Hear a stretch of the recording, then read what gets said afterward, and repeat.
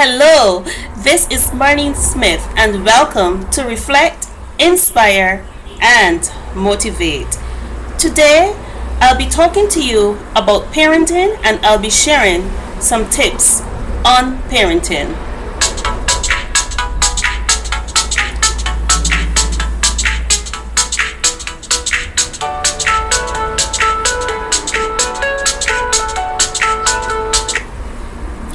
Now, many of us plan for our babies, and many of us do not. But it does not matter. For some of us, it's a surprise. Ta-da! And for some of us, it does not matter here or there. But really, parenting is a big responsibility. We are responsible for our children. They did not ask to be brought here. So whether we had planned for them or not, the fact is that they are here and they are here to stay.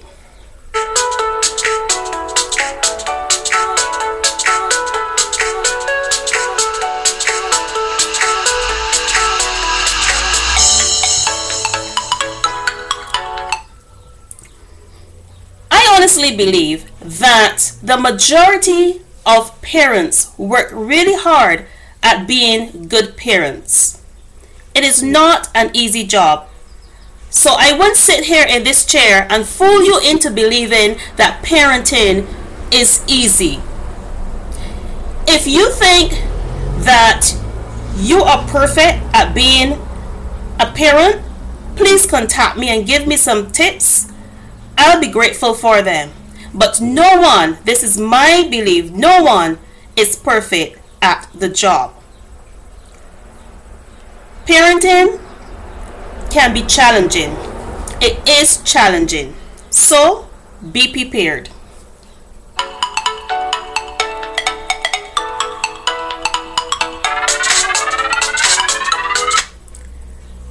Here are a few tips from me for parenting. Remember that you are the parent and that you lay the rules. Listen to your children. Listen to them. Remember that they have feelings and they have opinions too. And their opinions matter. Take time out for your children. Take time out from your busy schedule to spend quality time with your children.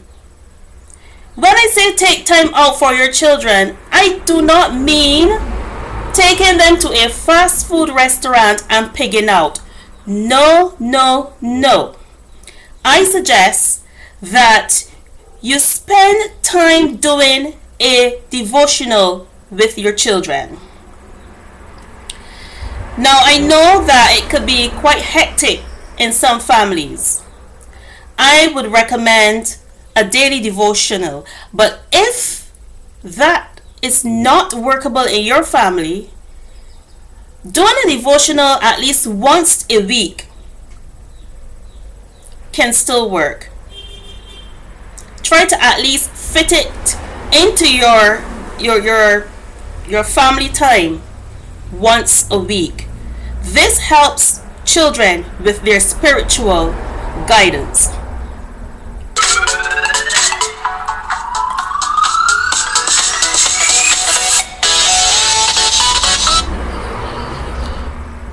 Do something academic with them. For example, homework and reading. Do something creative with them. For example, singing, writing, sports, craft, art, dancing. Also, have clear expectations in terms of chores, curfew, and playtime.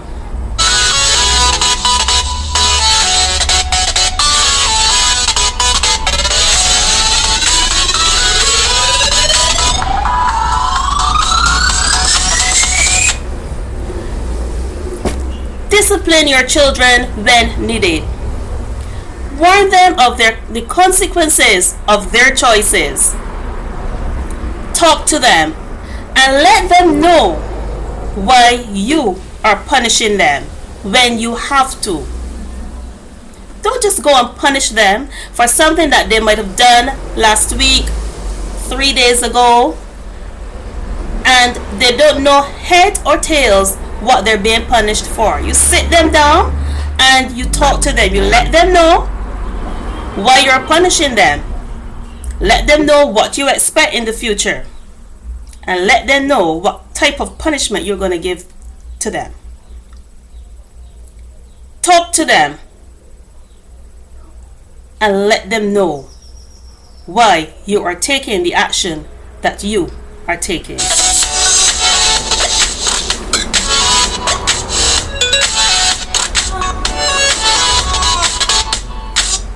Allow for self-expression with safe boundaries.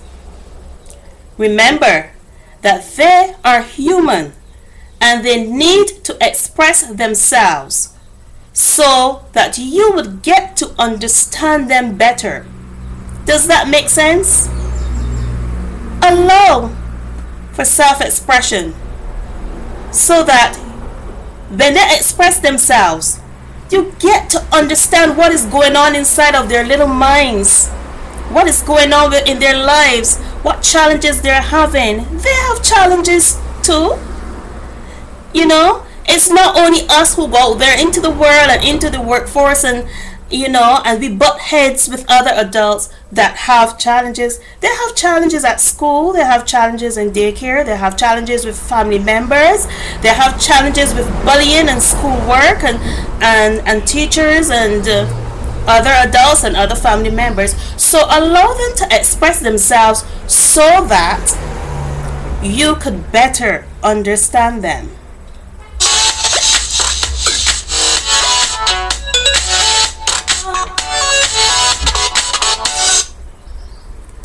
Another thing, let boys be boys and let girls be girls. I'll repeat that. Let boys be boys and let girls be girls. Do not try to take away the masculinity or the femininity of your children.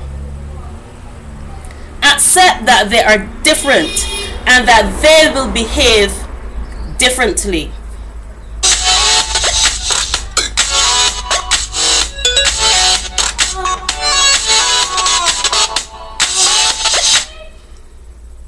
Parents and prospective parents, it is a myth that good parents have good children and bad parents have bad children. So do not give in to that myth. Do not give in to that myth with feelings of guilt and blame. Many parents are in denial. Do you hear me? Many parents are in denial. And they do a hell of a good job of hiding up for their children because of the embarrassment that it will bring.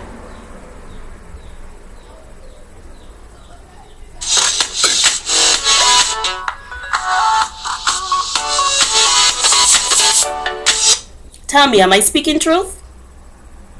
Okay. Children, like anyone else, have fantasies. They have their own fantasies. They have their own little fantasies, you know. My mommy said not to do this and not to do that, but I wonder how it will feel, or I wonder how I could do that, because I think that is fantastic. That is something out of this world. I would try it one of these good days, maybe when I become a teenager or an adult. They have their own fantasies. So that is why it is so important that we listen to them and allow for self-expression and encourage dialogue. We are here to guide them, to direct them, to advise them. but they have their own little minds and they have their own fantasies. Now, if you look at it in the big picture, the bigger picture, we are adults. God made us. God set out rules for us. He gave us principles to live by. We know that God is here, there, and everywhere, and we cannot escape from God's eyesight. And yet, we do things every day, things that we call sin. We do sinful things, whether it is in words, thoughts, or deeds. And God is far more powerful than we human beings as adults. We have to give account to God. He is the one who's going to judge us. But yet, we blatantly do things every day. We lie, we swear, we steal, we covet, we do all sorts of things. What about those fragile little minds, those fragile little people that we are trying? We are trying to train.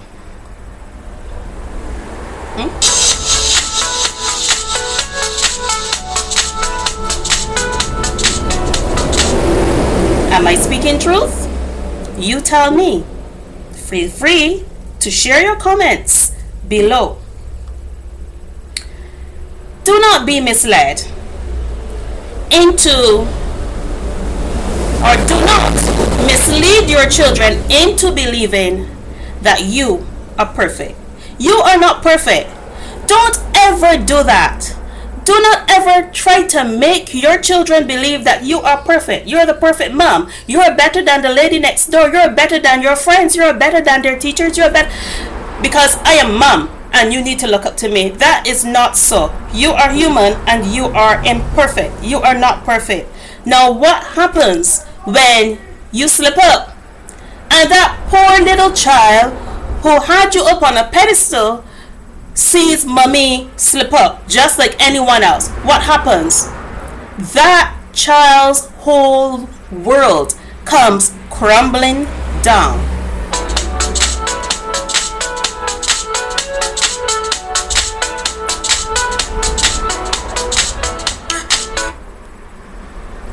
So, be human and aim for excellence. Excellence in parenting, excellence in your life, excellence in modeling your children. But you are not going to be perfect. Again, if any of you are perfect, please just jot a note in the comments below and say, I am perfect. I am the perfect mom. Contact me because I will love to emulate you.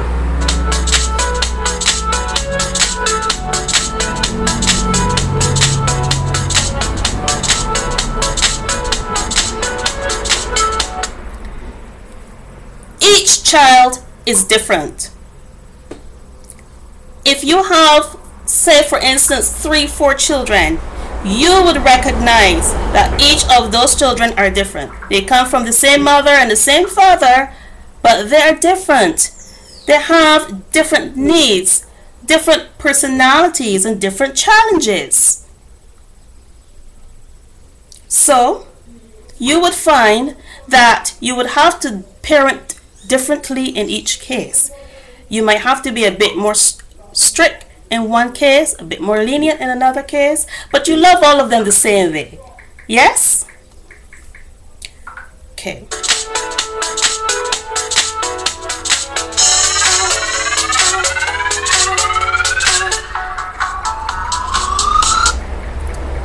To all you female single parents out there, and yes, I have been there. I have been there. I was a single parent for a very long time before I got married and had my two boys, 17 and 20. What I'm going to say to you is, be careful with your masculine energy. You know, we have both masculine and feminine. Be careful with that masculine energy. Be careful it doesn't overpower your feminine energy. You are not a man. try not to act like a man. I'm telling you from experience. I thought, I was pretty young too, that because I raised my son on my own, I used to say, I was your father and your mother from the time you were born. I am the man and the woman in this house, being a single person. You are not a man, so do not try to act like a man. This seriously affects our boys.